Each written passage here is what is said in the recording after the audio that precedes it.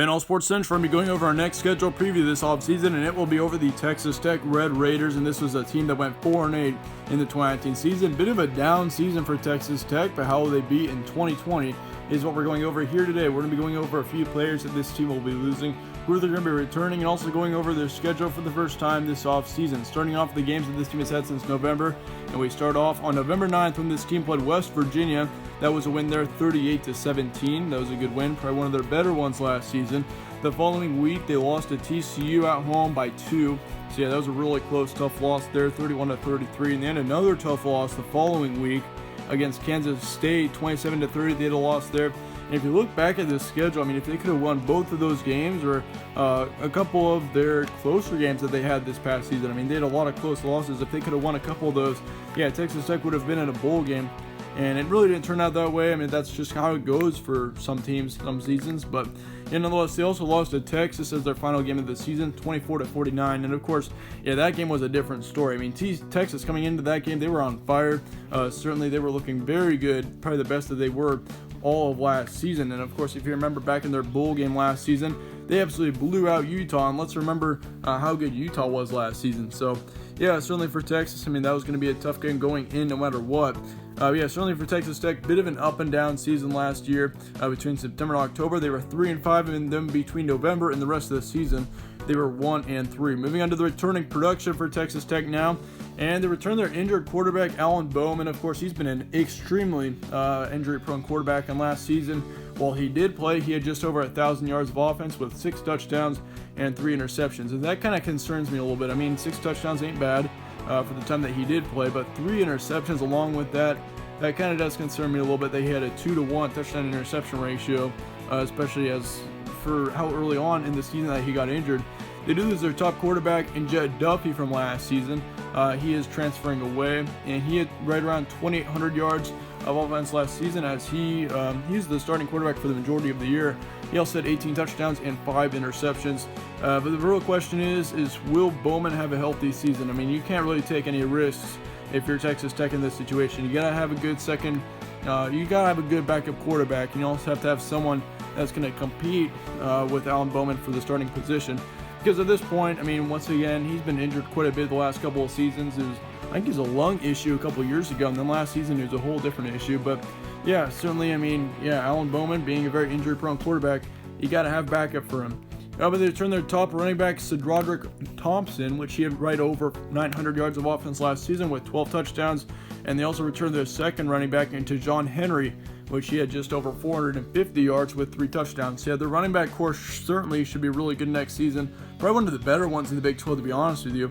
Yeah, they returned their top wide receiver, Eric. That's going to be a big return. He had just over 650 yards of offense with 4 touchdowns.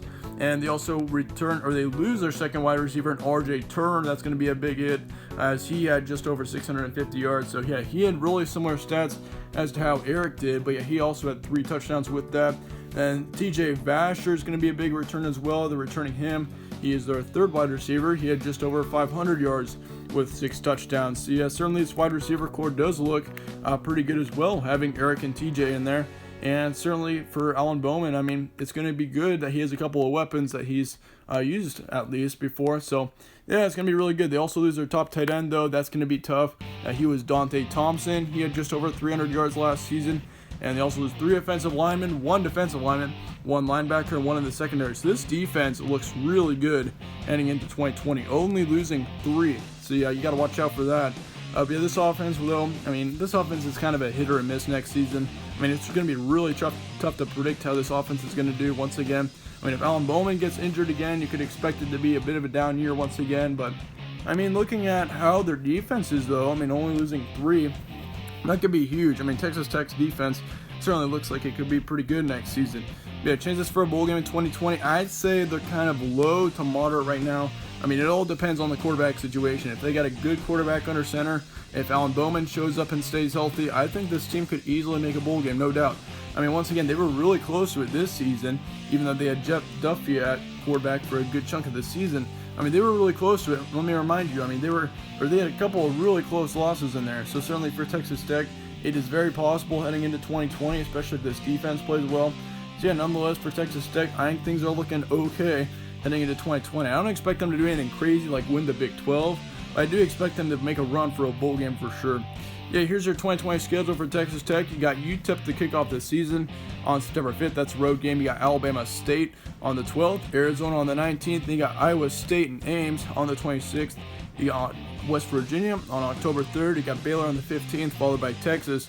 Also at home on the 24th, you got Oklahoma State on the road on the 31st. You got Kansas State on the road on November 7th. You got Kansas, TCU, and then Oklahoma to finish off the season. And here's what I'm expecting. I'll give you guys 3 wins. I'm going to give you UTEP, Alabama State, and Kansas. Of course, I mean, this schedule doesn't look all that difficult. Of course, you got Texas at home. That's going to help a ton. You got Oklahoma at home. That's going to be big as well. You do have a couple tough road games, though. I mean, Oklahoma State looks to be a bit of a tough team next season.